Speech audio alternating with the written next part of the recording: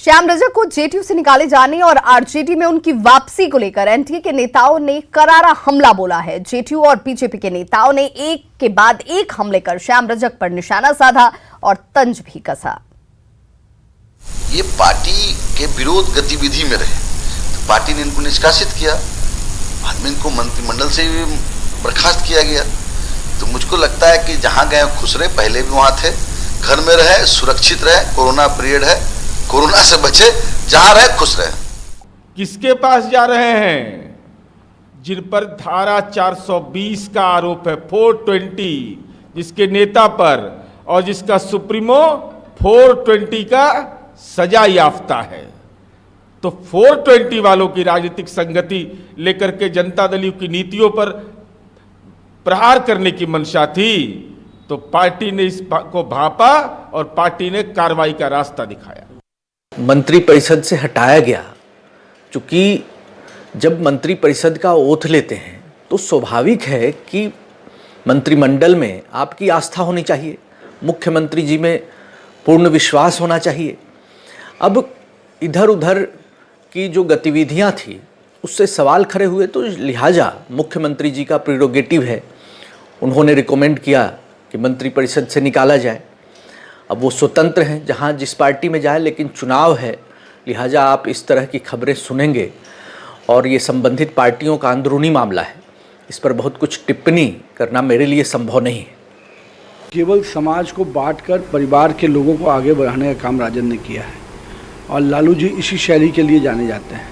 केवल जुमले पढ़ते थे अल्पसंख्यक के नाम का और काम करते थे अपने केवल परिवार के लिए।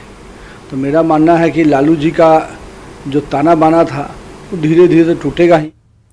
बिहार विधानसभा चुनाव के मद्देनजर भारतीय जनता पार्टी ने अपनी तैयारी शुरू कर दी है और इसे लेकर पार्टी के आला नेता अपनी रणनीति बनाने में जुट गए हैं। अगले हफ्ते से बीजेपी के नेता अपने अपने क्षेत्र में प्रवास करेंगे और प्रवास के दौरान बीजेपी नेता छोटी छोटी बैठकें भी करने वाले हैं और सरकार की उपलब्धियों को लोगों के बीच पहुंचाया जाएगा। वर्चुअल तरीके से बैठकें चल रही है, हर विधानसभा में बैठकें हो रही है और साथ साथ जो ऐसे पार्टी के अलावा जो हमारा युवा मोर्चा है, महिला मोर्चा है, किसान मोर्चा है, अत्यंत पिछड़ा वर्ग मोर्चा है, ये सबका वर्चुअल तरीके से बैठकें विधानसभा स्तर पर चल रही है। लेकिन अब आगे जो ऐसे चुनाव बहुत नज़दीक है, उसको ध्यान में रखते हुए फिजिकल तरीके से छोटी बैठकें जो 10 आदमी 15 आदमी हो, वैसी बैठकें जो ऐसे विधानसभा स्तर पर आयोजित की जाएगी। जनता के आक्रोश का भली भांति आभास है। अब बीजेपी चाहे अब प्रवास में जाए, चाहे जहां भी जाए, जो भी करे, अब जनता माफ नहीं करेगी। ये बात पूर्व मंत्री श्याम रजक के आवास के बाहर उनके समर्थक आपस में ही भिड़ते हुए नजर आए। श्याम रजक के आवास के बाहर बड़ी संख्या में समर्थक जुटे हुए थे और इसी दौरान युवा समर्थक आपस में ही भिड़ गए। ये समर्थक श्याम रजक के विधानसभा क्षेत्र फुलवारी शरीफ से आए थे और उनमें आपस में ही कहासुनी हो गई। दोनों तरफ से जमकर लात और घूंसों की बरसात होने लगी। घटना उस वक्त की है जब श्याम रजक इस्तीफा देने के लिए विधानसभा गए हुए थे।